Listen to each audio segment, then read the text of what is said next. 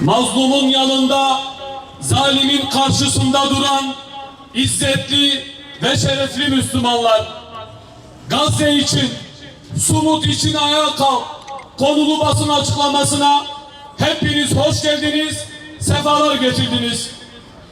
Batman Sivil Toplum Kuruluşları olarak Gazze üzerindeki ablukayı kırmak için yola çıkan özgürlük elçilerine yapılan saldırıya karşı Batman'dan gür bir ses vermek için toplandık. Al konulan 21 gemi ve mürettebatıyla dayanışma içinde olduğumuzu buradan, Batman'dan bir kez daha mazlumlara umut olmak için canlarını ortaya koyan onurlu yürekleri saygı ve sevgiyle, minnetle selamlıyoruz.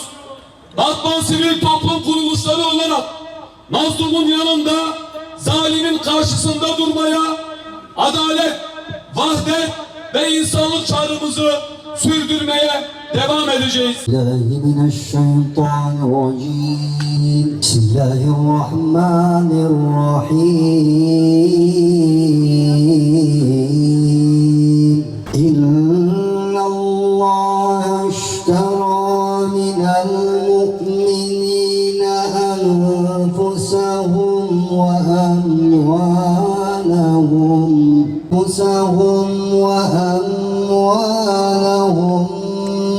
بأن لهم الجنة ومن أوفى بعهده العظيم السائحون الراكعون عن المنكر والحافظون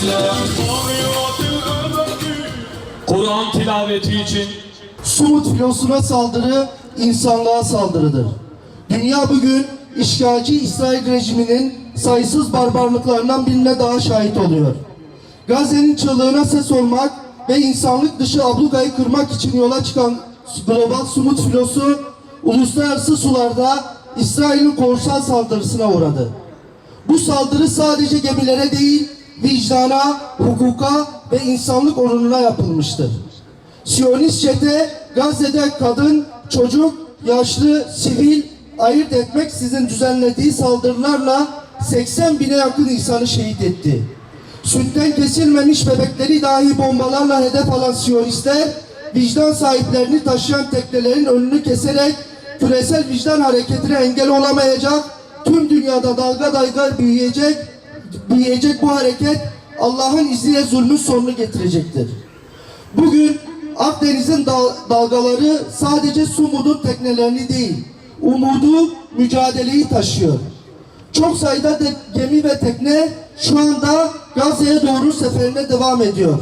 Onlarcası daha yola çıkmayı bekliyor. Zulüm tarihin hiçbir döneminde sürekli olmadı.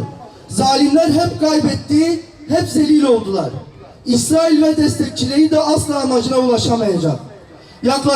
Yaklaşan sonlarını engelleyemeyecek, zulümlerinin hesabını vermekten kaçamayacaklar. Bu saldırı sadece bir filoya ya da bir grup aktiviste yapılmamıştır. Bu korsan saldırı uluslararası hukuka, seyr-ü sefer serbestlisine ve en önemlisi insanlık onuruna yapılmıştır. Açık denizde hiçbir hukuki dayanağı olmadan yapılan bu korsanlık, İsrail'in kendini hukukun üstünde gördüğünün bir terör oluşumu olduğunun kanıtıdır. Avrupa kıyılarına yakın uluslararası sularda yapılan bu saldırıya karşı Yunan karasularında seyrine devam eden filoya destek için Yunan halkı sokaklara çıkmalı ve destek vermelidir. Söz konusu Müslüman coğrafyası olduğunda insan hakları maskeleri düşen, üç maymunu oynayan batılı devletler ve kurumlar bu suçun suç ortağıdır. Biz buradayız, meydanlardayız, şahitlik görevimizi yerine getiriyoruz. Global Sumut filosundaki aktivistler bugün sadece Gazze'nin değil, insanlığın onurunu savunmaktadır. Bu hukuksuz müdahale özgürlük yürüyüşümüzü durduramayacak. Aksine öfkemizi ve kararlılığımızı bileyecektir. Bu filoda sadece Müslümanlar yok. Bu filoda İsrail rejiminin terörüne karşı duran Hristiyanlar, Museviler de var. Hepsinin amacı Gazze'nin işgalinin bitmesi ve insani yardım girişlerinin sağlanmasıdır. Apartheid rejim tekneleri durdurunca yardımı engelleyebileceğini, sesleri kısınca cinayetlerini gizleyebileceğini sanıyor. Yanılıyor. Her bir şehidimiz, her bir tutsak edilen kardeşimiz bu direniş meşalesini daha da güçlendiriyor. Gazze bugün bir açık hava hapishanesinden küresel bir direniş okuluna dönüşmüştür. Zalimlere buradan sesleniyoruz. Açlığa, susuzluğa ve ölüme mahkum etmeye çalıştığınız Gazze halkının imanını yenemeyeceksiniz. Ve buradan tüm dünyaya haykırıyoruz. Global Sumut filosuna el koyan, aktivistleri hukuksuz şekilde alıkoyan İsrail bu illegal eylemine derhal son vermelidir. Kardeşlerimizin can güvenliğinden tamamen İsrail rejimi sorumludur. Gazze bir hapishane değil, onurlu insanların vatanıdır.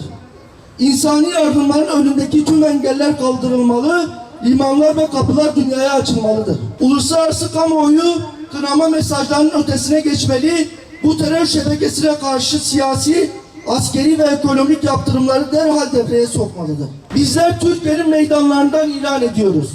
Filistin davasını savunmaya devam edeceğiz. Zulmünüz arttıkça zevaliniz de yaklaşıyor.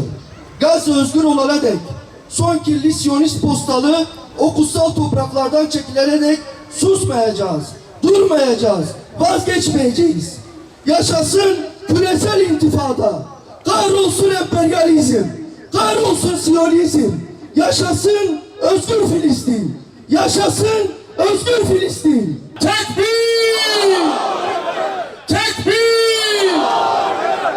اللهم أعز الإسلام والمسلمين وأذل الشرك والمشركين ودمر أعداءك أعداء الدين واجعل هذا البلد آمنا مطمئنا وسائر بلاد المسلمين من روعاتهم اللهم احقن دماءهم واشف مرضاهم واجعله سامخا عزيزا إلى يوم القيامة.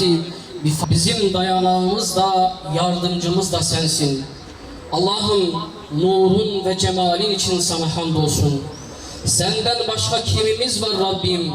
Zayıf ruhlarımızın susuzluğunu senden başka kim dindirebilir ey mukit? Mücahit kullarının gözlerini sana emanet ediyoruz. Onlara korku gösterme Allah'ım. Ayaklarını sana emanet ediyoruz. Düşmanla karşılaştıklarında kaydırma Allah'ım. İlahi Rabbil Alemin. El Fatiha.